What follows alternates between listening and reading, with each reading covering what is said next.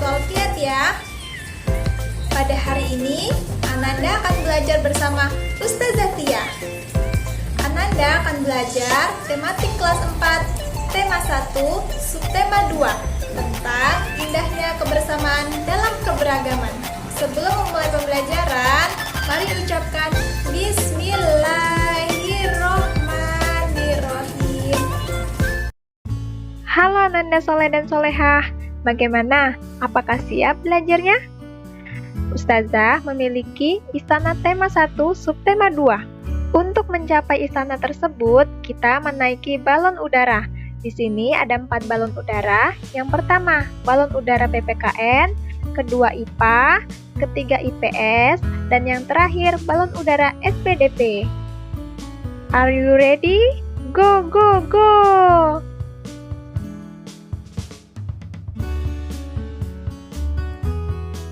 Siap-siap Ananda. Yang pertama, kita akan menaiki balon udara PPKN. Yuk!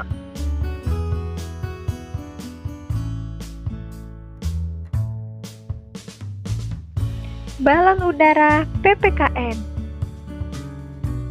Kita akan belajar tentang sikap kerjasama. Sikap kerjasama adalah suatu sikap yang dimiliki bangsa Indonesia. Dengan kerjasama, membuat suatu pekerjaan menjadi lebih cepat diselesaikan. Contoh yang mendukung sikap kerjasama adalah 1. Sikap menghargai pendapat orang lain, 2. Menghormati perbedaan, 3. Mempunyai tujuan yang sama, 4. Bermusyawarah dalam mengambil keputusan. Beberapa contoh sikap yang merusak kerjasama adalah 1. Sikap mementingkan diri sendiri, 2. Tidak mau berkompromi, 3. Sikap malas.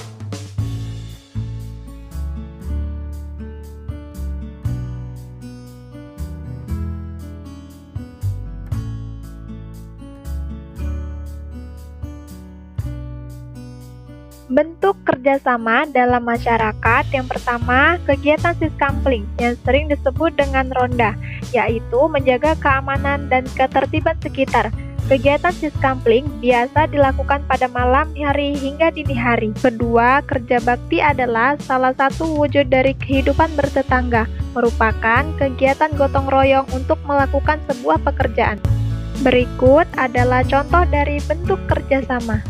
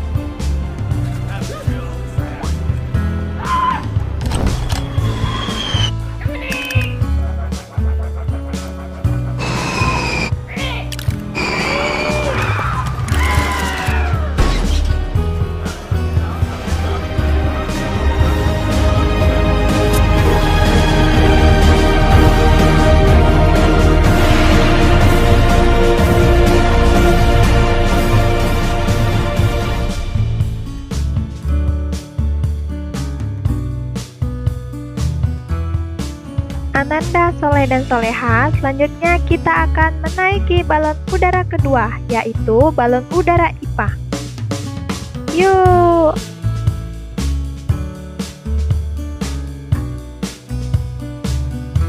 Di balon udara IPA, kita akan mempelajari tentang bagian-bagian telinga. Organ telinga terdiri dari bagian-bagian berikut. 1. Telinga bagian luar terdiri dari daun telinga, lubang telinga, liang pendengaran.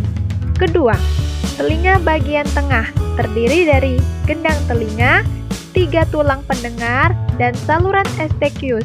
Telinga bagian dalam terdiri dari alat keseimbangan tubuh, 3 saluran setengah lingkaran, tingkap jorong, tingkap bundar, dan rumah siput.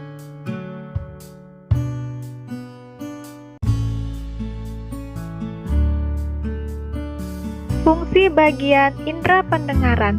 Pertama, daun telinga, lubang telinga, dan indera pendengar berfungsi menangkap dan mengumpulkan gelombang bunyi. Kedua, gendang telinga berfungsi menerima rangsangan bunyi dan meneruskannya ke bagian yang lebih dalam.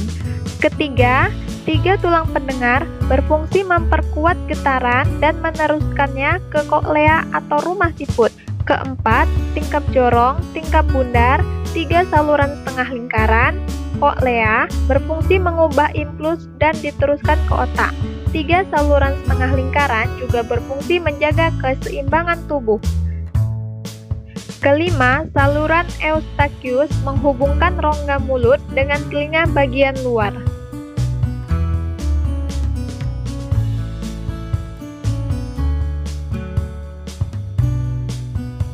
Contoh gangguan pada indera pendengaran.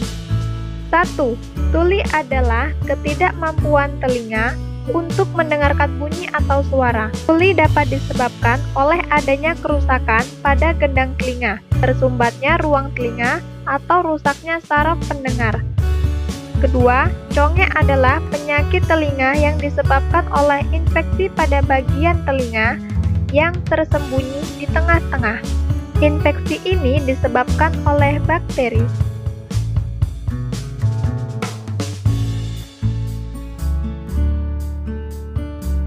Cara merawat indera pendengaran ialah sebagai berikut. 1. Merawat indera pendengaran dengan teratur. 2. Membersihkan telinga menggunakan benda lunak seperti kapas pembersih.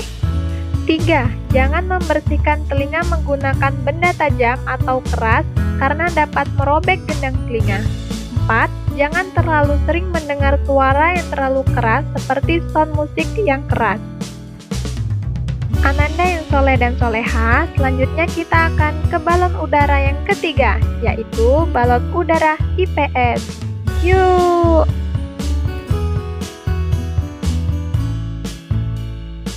Di balon udara IPS, kita akan belajar tentang macam-macam senjata tradisional.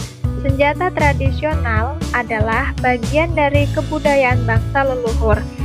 Selain digunakan untuk berlindung dari serangan musuh, senjata tradisional juga digunakan dalam kegiatan berladang atau berburu. Di Kalimantan contohnya, ada beberapa jenis senjata tradisional seperti mandau, gayang, keris kuritkang, sumpit, tombak, perisai. Namun, yang paling terkenal adalah mandau. Beberapa contoh senjata tradisional di daerah lain. Ada keris dari daerah Jawa, ada rencong dari Nangro Aceh Darussalam, ada kujang dari Jawa Barat, dan ada badik dari Sulawesi Selatan. Nanda soleh dan soleha, alhamdulillah kita berada di balon udara terakhir, yaitu SBDP. Yuk!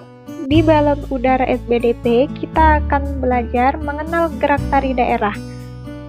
Contohnya ada tari baris tunggal, tari gandrung bulo, tari serimpi, dan tari jatilan.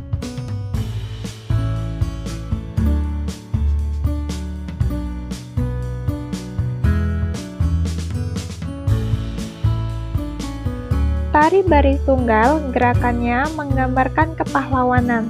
Tari ini dibawakan oleh penari pria yang menggunakan busana berlapis-lapis diiringi oleh gamelan gong.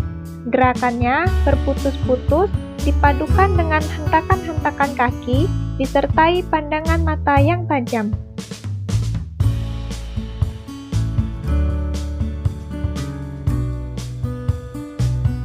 Tarian Gandrang Bulo merupakan tarian yang cukup terkenal dari Sulawesi Selatan. Tarian ini dibawakan oleh anak laki-laki. Gerakan tariannya bebas dan selalu dibawakan dengan riang gembira.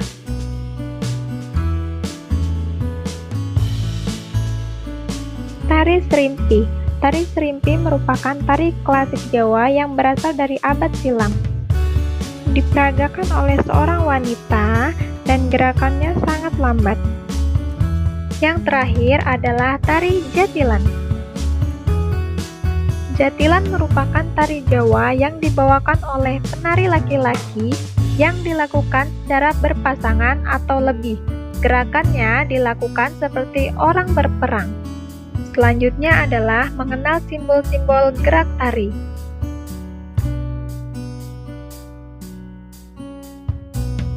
Yang pertama ada ruang. Ruang digunakan penari untuk menentukan arah, hadap, posisi, arah gerak, dan sikap. Yang kedua, waktu. Tari daerah memerlukan waktu untuk gerakan tari. Waktu yang digunakan berbeda-beda, sesuai kebutuhan gerak yang dihasilkan. Yang terakhir adalah tenaga. Tubuh penari dan kepala hingga kaki membutuhkan tenaga untuk melakukan gerakan. Tenaga ringan dapat menghasilkan gerakan lembut dan lemah gemulai. Tenaga besar menghasilkan gerak yang berat dan besar. Yeay, alhamdulillah akhirnya kita sampai juga di Istana tema 1 subtema 2. Yeay. Nah, bagaimana pembelajaran hari ini Ananda Soleh dan Solehah? Apakah Ananda paham? Apakah menyenangkan? Ustazah harap Ananda di rumah membuka dan mempelajari kembali buku tematiknya ya. Ustazah akhiri.